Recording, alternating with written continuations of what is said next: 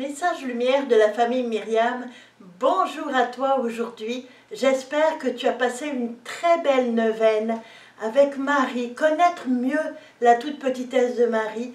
Puis en Marie, Jésus nous amène toujours plus loin. Hier, il nous parlait, il nous déstabilisait en nous parlant de paix, de la paix du monde n'est pas la paix de Dieu.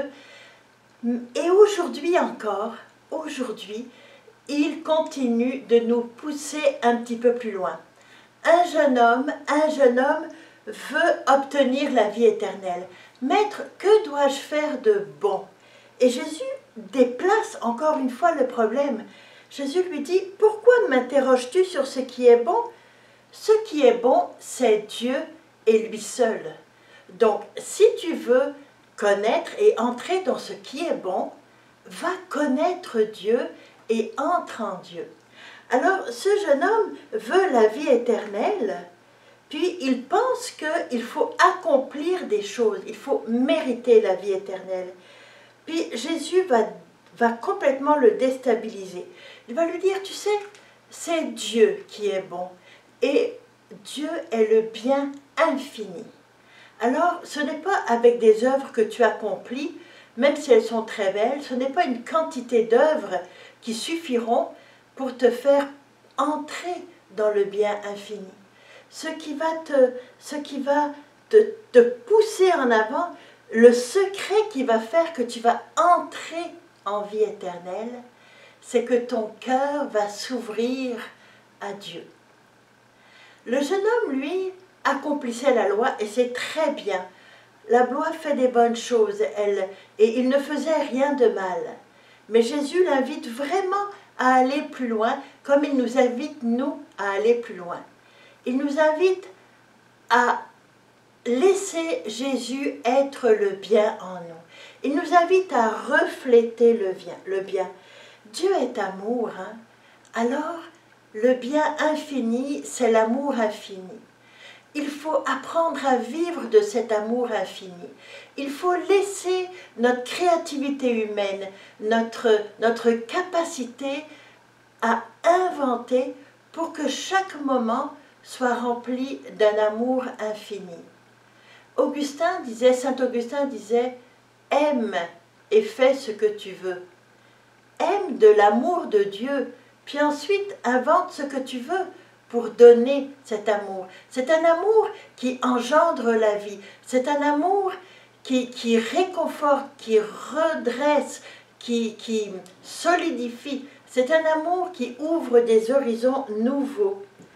Alors, c'est ça que Jésus veut nous inviter à faire. Et comment le faire? Eh bien, il nous le dit. Viens et suis-moi. Suivre le Christ, c'est là le secret. Suivre Jésus dans chaque événement. L'accompagner de si près que nous serons comme les 12 apôtres. Nous serons collés à lui. Nous serons identifiés à lui. Nous ne tarderons pas à affirmer, si on ne met pas d'obstacle à la grâce de Jésus, là, si on laisse Jésus faire son œuvre en nous, c'est comme nous sommes revêtus de cette grâce du baptême, cette grâce d'appartenir à Dieu. C'est Jésus qui nous revêt lui-même de sa vie de fils, de son cœur de fils, de son amour de fils. Et alors, on peut voir Jésus en nous. Et on peut entraîner à la suite de Jésus.